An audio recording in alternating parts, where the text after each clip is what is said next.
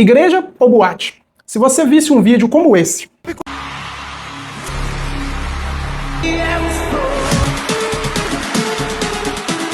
vocês pensariam que isso é um evento mundano, regado a drogas, sexo, bebida alcoólica, dentro de uma boate, de uma rave? Ou vocês me diriam que existe a possibilidade de um evento como esse acontecer dentro de uma igreja?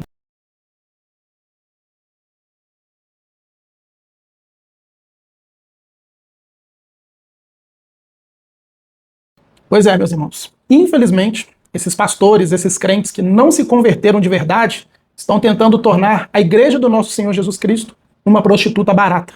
Hoje eu vou analisar com vocês alguns vídeos de uma mega igreja aqui do nosso país, chamada Igreja Casa, e nós vamos ver à luz da palavra de Deus se nós de fato estamos falando da igreja de Cristo, da noiva do Cordeiro, ou se nós estamos falando de uma meretriz, de uma prostituta que está tentando se passar pela verdadeira igreja do nosso Senhor.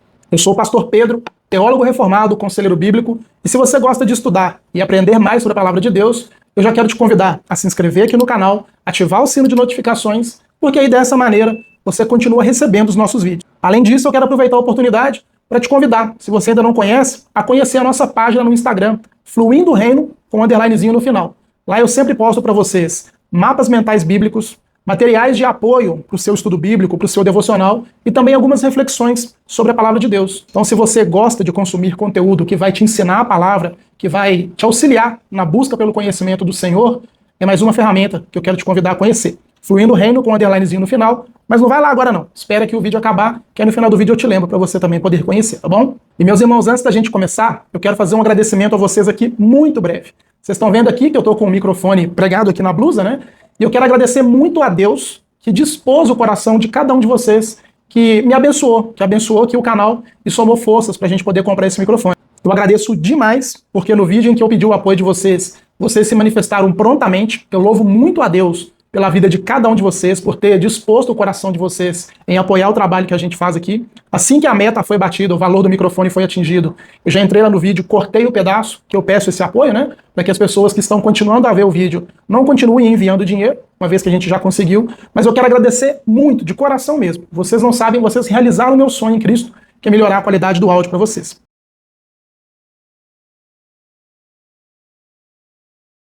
Então vamos lá, para a gente começar, eu já vou colocar aqui o primeiro vídeo e vocês vão ver se nós estamos falando de verdade de uma igreja ou de uma empresa religiosa, tá? Dá uma olhada aí comigo.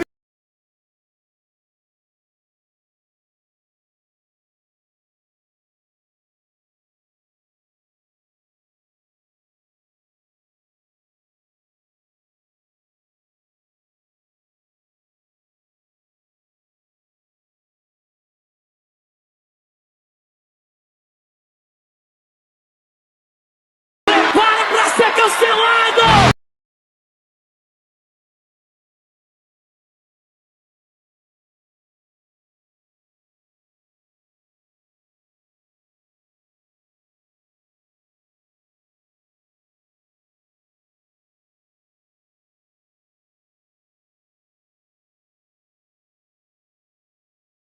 Meus irmãos, eu fico vendo o apóstolo Paulo, o apóstolo Pedro, Tiago, parado e olhando para esse tipo de coisa.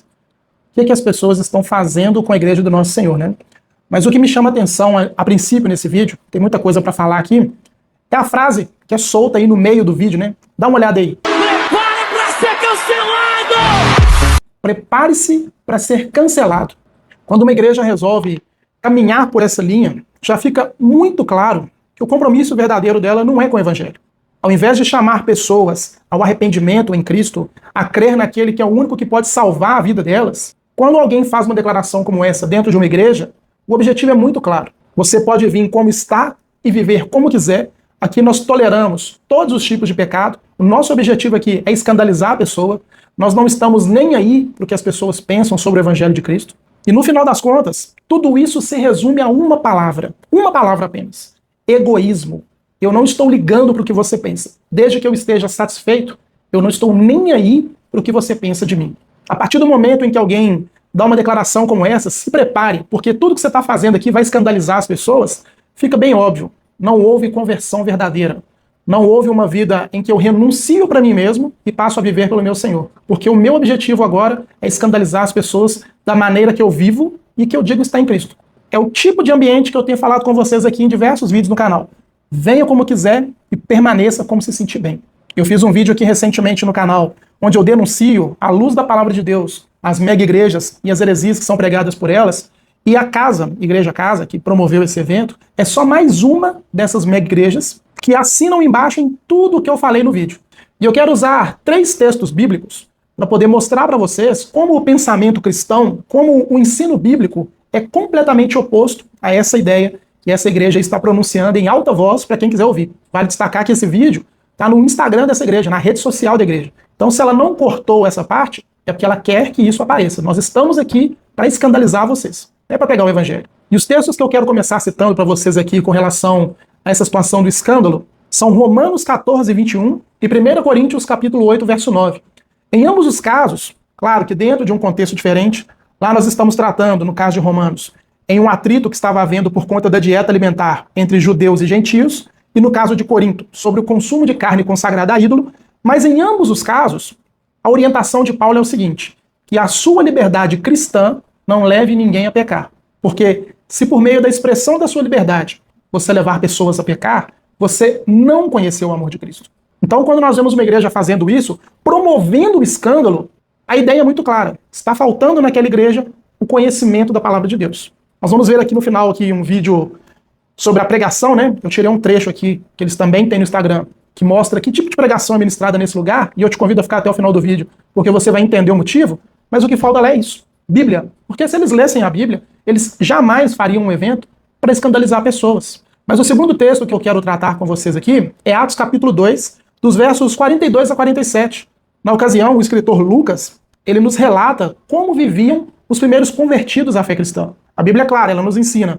Elas começaram a viver por conta da pregação dos apóstolos, da doutrina dos apóstolos, na comunhão, no partir do pão e das orações. E o mais interessante é que no final dessa perícope, Lucas, né, que é o escritor de Atos, ele fala o seguinte: aquela igreja contava com a simpatia da comunidade local e por conta disso, o Senhor acrescentava mais e mais aqueles que iam sendo salvos. Enquanto a igreja primitiva era relevante, primeiro, na fidelidade da palavra de Deus, na persistência na doutrina dos apóstolos, só você lê aí, Atos 2, 42. Eles perseveravam unânimes na doutrina dos apóstolos.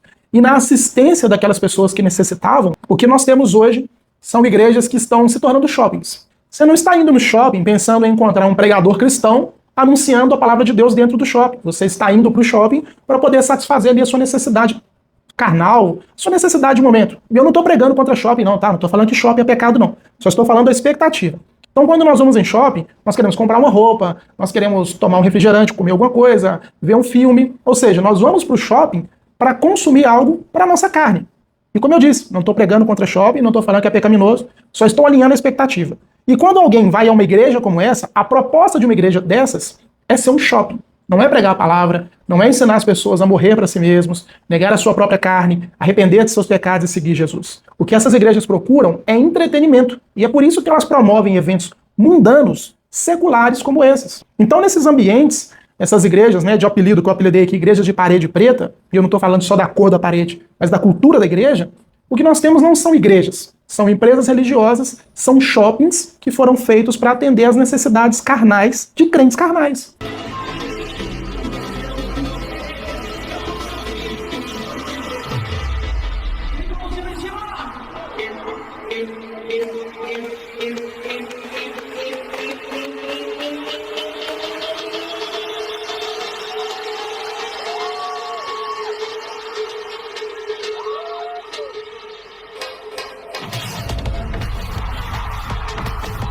Enquanto a igreja primitiva, segundo o livro de Atos capítulo 2, nos ensina a amar a Deus e a temer a Deus, a Bíblia fala que aqueles cristãos viviam no temor do Senhor, a igreja atual, as mega igrejas como essa daí, né? Eu não estou generalizando aqui para as igrejas atuais, mas igrejas como essas, elas ensinam o escândalo, o amor à carne, a repulsa a tudo aquilo que Deus ama. Quando você olha para um vídeo desse, olha a forma como as mulheres estão vestidas para ir para a igreja. Muitas mulheres crentes hoje estão se vestindo, estão se portando, estão testemunhando algo que nem ímpias são capazes de fazer. São decotes. Tinha uma mulher no vídeo aí, dá uma olhada, a mulher tá rebolando. olhando para esse tipo de coisa, isso é mundano. Isso é ser mundano, não é ser cristão, separado desse mundo. Agora, sobre o mundanismo, quero ler com vocês aqui, ó, o que Paulo escreve aos Romanos, no capítulo 12, nos versos 1 e 2. Olha o que Paulo diz. Rogo a vocês, irmãos, pelas misericórdias de Deus, que apresenteis o vosso corpo como sacrifício vivo, santo e agradável a Deus, que é o vosso culto racional. Verso 2. E não vos conformeis com esse século, mas transformai-vos pela renovação da vossa mente. O interessante é que essa expressão de nós não nos conformarmos com esse século tem uma ideia que Paulo transmite que é bem semelhante no texto de Efésios, capítulo 2, verso 2. Quando ele fala que sem Cristo nós éramos filhos do diabo, ele também diz que a nossa conformidade, a nossa disposição de vida era para atender às necessidades da nossa carne. Nós andávamos, segundo a palavra de Paulo, seguindo a direção do príncipe desse mundo. E se eu sou cristão de verdade, o que Paulo está me convocando a fazer é o quê? Não é simplesmente mudar a minha mente, pensar de uma outra forma, porque isso é terapia cognitivo-comportamental. O que Paulo está falando é, agora que vocês nasceram do alto, lembra que Jesus fala com Nicodemos, é necessário nascer do alto? Agora que vocês têm a mentalidade de Cristo, passem a pensar como Cristo, e não como as pessoas mundanas, não como os seculares, os ímpios que odeiam a Deus pensam, a forma como vocês viviam. Se de fato vocês nasceram do alto, se de fato vocês estão em Cristo, pensem como Cristo. Eu sempre costumo dizer o seguinte, a partir do momento em que eu tento trazer o mundo para dentro da igreja, é porque meu coração de fato não saiu do mundo. Ele sente saudade do mundo. E em qualquer lugar que ele for, ele vai tentar mundanizar aquele ambiente. Onde esse tipo de crente vai, ele não leva o temor do Senhor. É aquele tipo de crente que onde ele chega, se está havendo ali piadinhas imorais, as pessoas sequer se constrangem com a presença de um cristão. Pelo contrário, o nível das piadinhas imorais até aumenta, né? Quando na verdade, quando nós que somos cristãos chegamos em um ambiente, não é que as pessoas têm que ter medo de nós, nos achar caretas, mas elas têm que respeitar o Deus ao qual nós seguimos. E se você é cristão de fato, você sabe disso. Muitas vezes, quando você chegou em determinados ambientes em que estavam havendo ali, por exemplo, más conversações, as pessoas se constrangeram com a sua presença, porque elas enxergam Cristo em você. Só que nesse caso, o que nós temos são pessoas que estão tentando se moldar ao mundo. Isso é completamente triste, né? E agora, como eu prometi, eu ia falar com vocês sobre a libertinagem dentro da igreja, né? Que eles estão fazendo com as igrejas aí, transformando elas em bordéis de libertinagem. Nós temos que compreender uma coisa. Esse tipo de heresia não é nova. A Bíblia fala que esse tipo de coisa ia acontecer. Eu quero até mostrar alguns textos para vocês. Em Gálatas capítulo 5, nos versos 13 e 14, Paulo faz uma advertência sobre a lei e a graça de Cristo. E ele fala que nós não devemos tornar a graça do Senhor em libertinagem. Nós não devemos usar a graça de Deus para dar vazão às nossas motivações pecaminosas. Só que tem uma questão aqui que eu quero chamar a sua atenção. Olha o que está escrito em 2 Pedro, no capítulo 2, nos versos 1 e 2. Assim como no meio do povo surgiram falsos profetas, assim também haverá entre vós falsos mestres, os quais induzirão dissimuladamente heresias destruidoras até o ponto de renegarem o Senhor que os resgatou, trazendo sobre si a repentina destruição. Muitos seguirão as suas práticas libertinas, e por causa deles será infamado o caminho da verdade. Agora olha o que diz em Judas, no capítulo 1, nos versos 3 em diante. Amados, quando me empregava com diligência em escrever acerca da nossa salvação comum, foi que me senti obrigado a corresponder-me convosco, exortando-os a batalhardes diligentemente pela fé que de uma vez por todas foi entregue aos santos. Porque certos indivíduos se introduziram com dissimulação, os quais desde muito tempo foram antecipadamente pronunciados para essa condenação. Homens ímpios que transformam em libertinagem a graça de Deus e negam o nosso único e soberano Senhor, Jesus Cristo. Você reparou algumas palavrinhas aqui que aparecem em comum? Dissimulado e libertinagem. A libertinagem é exatamente isso aí que nós estamos vivendo. Pessoas que acham que a graça de Deus é uma porta aberta para eles fazerem tudo o que querem, viverem no pecado, satisfazendo a concupiscência da carne, trazendo o mundo para dentro da igreja. Mas o que chama atenção aqui é essa palavrinha dissimulado. E no original grego, essa palavra dissimulado, que aparece tanto no texto de Pedro quanto no texto de Judas, significa uma ação secreta.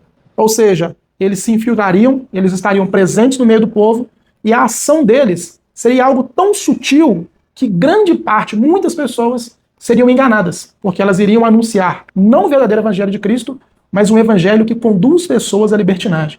E aí eu te falo, né? Quem que atua assim desde o começo da humanidade? Quem que a Bíblia fala no texto de 2 Coríntios que se transfigura até mesmo em anjo de luz? O próprio diabo, né? E é aqui que nós precisamos ter muita atenção em um ponto muito específico das nossas congregações, que vai fazer com que a verdade seja fundamentada ou a mentira ganhe espaço, que é a pregação. Irmãos, nós precisamos aprender a fiscalizar a pregação daquelas pessoas que estão ali no púlpito na nossa frente nos ensinando. Só que a maioria das pessoas não está nem aí para o que está escrito na palavra de Deus. Só querem terceirizar a fé. E se o pastor falou, é verdade. Por isso que são arrastados aí por lobos. Por isso que estão muito longe de conhecer o verdadeiro evangelho de Cristo. E na igreja casa não é diferente. Dá uma olhada aí agora na pregação que eles têm lá. É o padrão, é o engano de Satanás. Dá uma olhada. Tem muita gente capacitada que são covardes e não estão preparados para desfrutar daquilo que Deus tem para entregar. Mas tem muitas pessoas que são improváveis, mas tem uma coragem porque acredita no Deus que serve. Talvez no seu trabalho, para ser promovido, tem muitas pessoas mais capacitadas que você, mas não carrega a coragem de um Deus que sustenta, de um Deus que é um Deus da provisão e que está sobre a sua vida. E as pessoas vão ter que ver improváveis como vocês alcançando lugares altos só porque tem coragem, confiança e convicção daquilo que Deus te entregou. É aquela pregação em que as pessoas vão ter que ver onde você vai alcançar seus inimigos. Lembra da música, né? É aquele evangelho que, ao invés de confrontar o pecado, chamar o arrependimento, a fé em Cristo, promete promoção e emprego. Aquele mesmo evangelho que tira Cristo da cruz para falar: você é corajoso, você pode, você é improvável, mas Deus vai fazer você vencer. O evangelho da barganha é uma espécie de teologia da prosperidade misturado com teologia coach nesse tipo de ambiente. E as pessoas vão ter que ver improváveis como vocês alcançando lugares altos só porque tem coragem, confiança e convicção daquilo que Deus te entregou.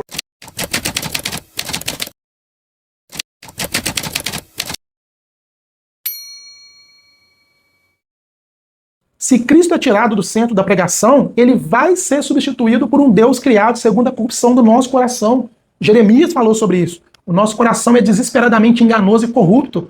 João Calvino falou que o nosso coração é uma fábrica de ídolos. Então, se eu tiro Jesus do centro da pregação, eu estou adorando a mim mesmo. Eu estou adorando aquele ídolo que eu constituí. E no final do dia, que nós vamos ter a eficácia do poder de Satanás, que por meio desse tipo de pregação, por meio desse tipo de pregador, por meio desse tipo de igreja, está impedindo pessoas de conhecer o verdadeiro evangelho do Senhor. Infelizmente, quase todos os dias, tem gente que vem aqui nos comentários do YouTube, ou até lá no Instagram, agora eles estão começando a fazer isso, para me chamar de legalista, falar que eu estou disseminando ódio, falar que eu estou atacando pessoas. Quem sou eu para julgar? Eu não sou Deus para julgar. Se Jeremias passou por isso, se o apóstolo Paulo passou por isso, ser afrontado por pregar o evangelho, ser ofendido, insultado, se o meu Senhor Jesus passou por isso, quando foi chamado de falso mestre, falso profeta, por confrontar um engano na sua época e anunciar a verdade, eu não tenho direito e eu não vou me omitir nessa guerra que o Senhor me chamou a combater. Muitos irmãos em Cristo perderam as suas vidas para que a palavra de Deus fosse preservada. Enquanto o Senhor me conceder graça, me sustentar de pé, eu vou me posicionar para combater a mentira, para combater o engano, para denunciar esse tipo de coisa, para que, pela graça do Senhor, pessoas possam conhecer o Evangelho. Meus irmãos, o Evangelho de Cristo não mudou. Se arrependam, pois é chegado o reino de Deus. O apóstolo Paulo nos ensina: todas aquelas pessoas que quiserem viver piedosamente em Cristo, elas serão perseguidas. Então, mais do que nunca, não é tempo de eu e nem você nos omitirmos na batalha pela fé em Cristo. Amém? Eu quero deixar para vocês aqui a indicação desse livro aqui, ó, Como Devo Viver Nesse Mundo, do Dr. R.C. Sproul. Diante de tantos dilemas, de tanto assédio, de um avanço, né, das agendas seculares, de um avanço contra a Igreja do Senhor, o Dr. R.C. Sproul, ele é um livro bem fininho, da editora Fiel.